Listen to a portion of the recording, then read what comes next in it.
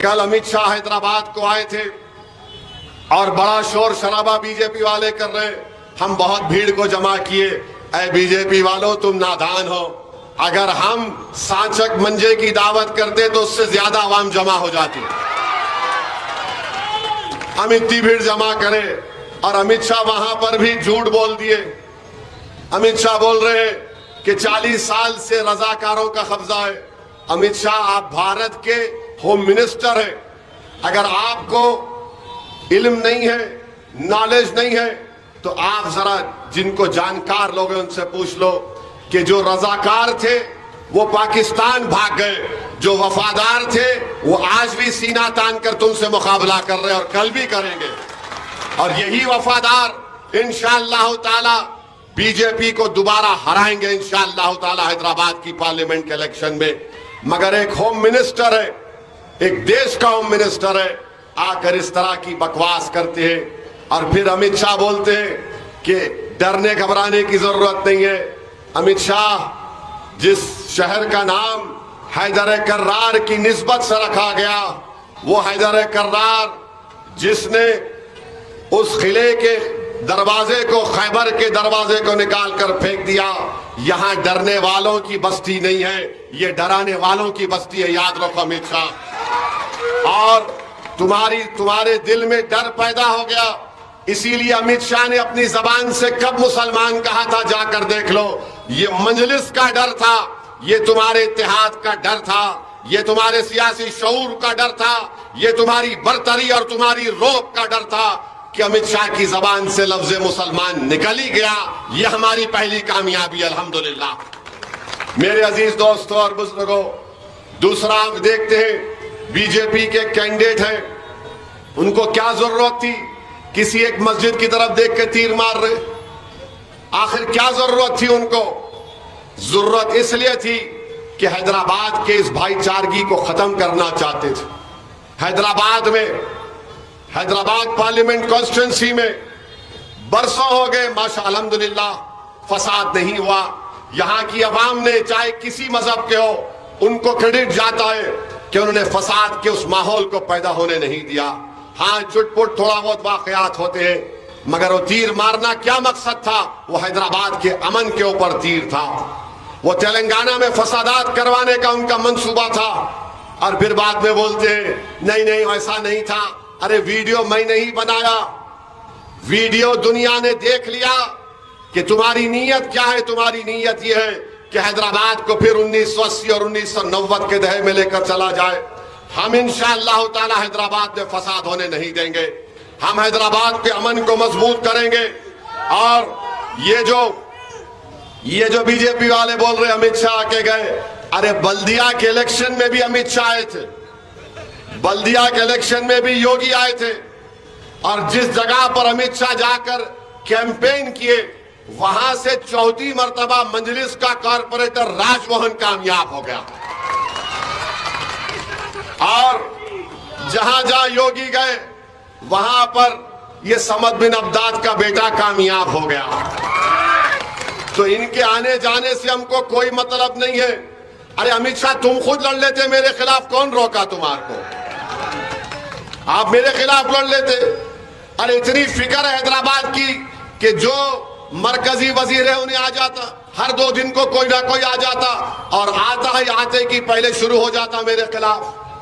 अब सुना के वजीर आजम भी आएंगे। अरे कोई भी आ जाओ, कुछ नहीं होने वाला इंशाअल्लाह ताला। अल्लाह सुब्हाना व तआला हमको गालिब करेगा अपने फजल और करम से, हम कामयाबी हासिल करेंगे इंशाअल्लाह। ये लोग ये समझ रहे उन्होंने आ गए तो ऐसा होगा, अरे बहुत से 30 मार खा आके चले गए, कुछ नहीं हुआ, अभी भी कुछ नहीं होगा इंशाअल्लाह ताला। मगर आप बताइए कि नरेंद्र मोदी इस देश के वजीर आजम है, 133 करोड़ जनता के वजीर आजम है, जो जबान का इस्तेमाल देश के और मुल्क के वजीर आजम कर रहे, कह रहे हैं कि 17 करोड़ मुसलमान घुसपैठी हैं, मुस्लिम खवातीन ज्यादा बच्चे पैदा करती हैं, हिंदू बहनों के गलों से मंगलसूत्र उतार कर मुसलमानों को दे दिया जाएगा। नरेंद्र मोदी जिहादी कह रहे हैं। मैं नरेंद्र मोदी से पूछना चाह रहा हूं, आखिर आप ये जबान इस्तेमाल क्यों कर रहे हैं? कहां गया सिक्योरिटी काउंसिल की परमानेंट मेंबरशिप? कहां गया चंद्रयान 3? कहां गया 5 ट्रिलियन इकोनॉमी? कहां गया G20 की प्रेसिडेंसी? कहां गया विश्व गुरु? सब खत्म हो गया। तो नरेंद्र मोदी अपनी ओरिजिनलिटी पे आ गए। और वो क्या ओरिजिनलिटी है कि मुसलमानों को गाली दो। मेरे अजीज दोस्तों और बुजुर्गों, मैं नरेंद्र मोदी से पूछना चाह रहा हूं, आखिर आप हमको ही क्यों गाली देते हैं? आखिर आप अल्पसंख्यक समाज को, मुसलमानों को क्यों गाली देते हैं? मैं भारत के अल्पसंख्यक समाज, अक़लियतों, मुसलमानों से खास तौर से अपील कर रहा हूं और आपको बता रहा हूं कि गुजरात में एक मरकजी वजीर है, उनका नाम रूपाला है। उनका नाम रूपाला है। रूपाला ने अपनी तकरीर में राजपूतों के बारे में, क्षत्रियों के बारे में, ठाकुरों के बारे में कुछ बकवास बक दिया, जिससे उनके जज्बात को ठेस हुई।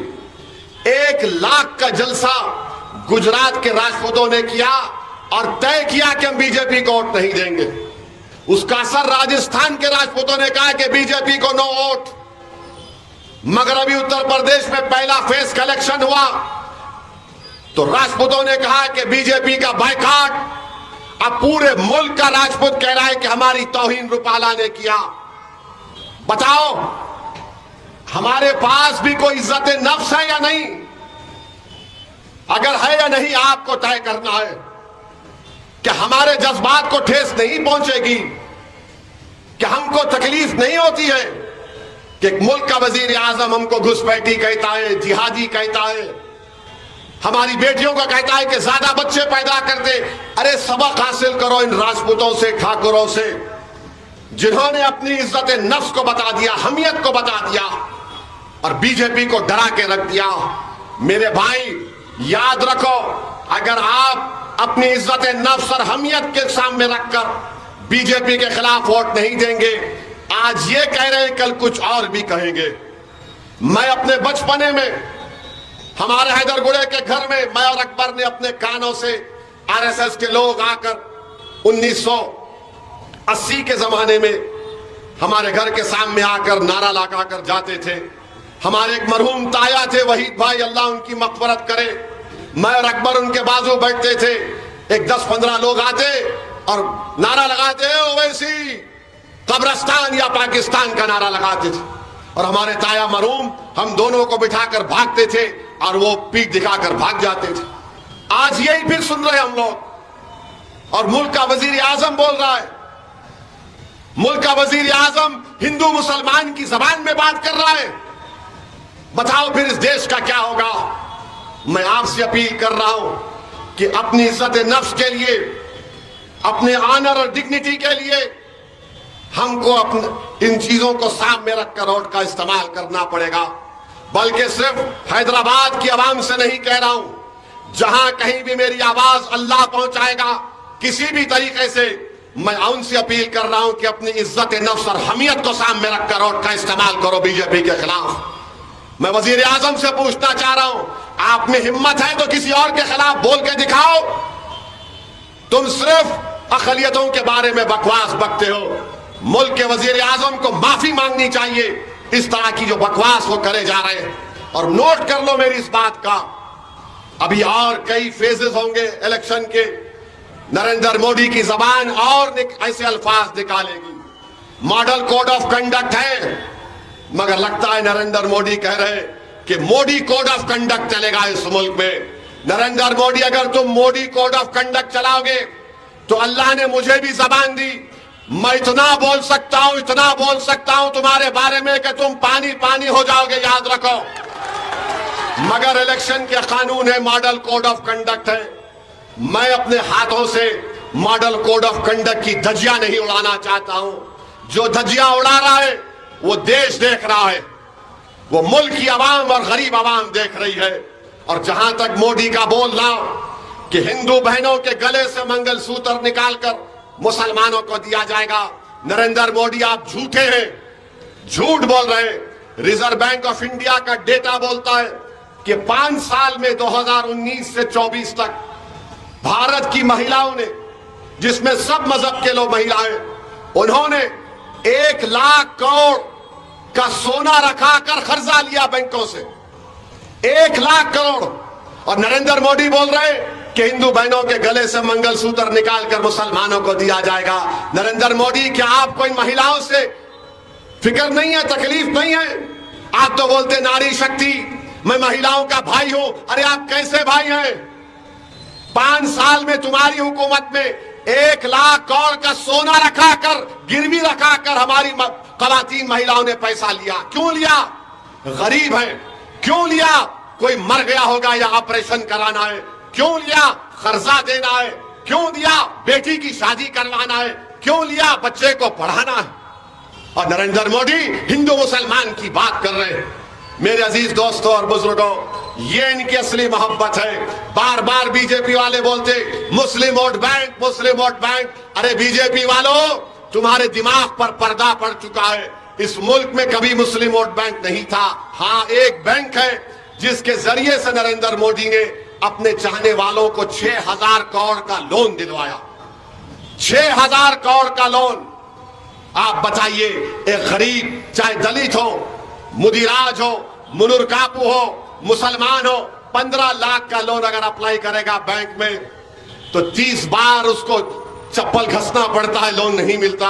मगर मोदी अपने दोस्तों को 6,000 करोड़ का लोन दिला दिया।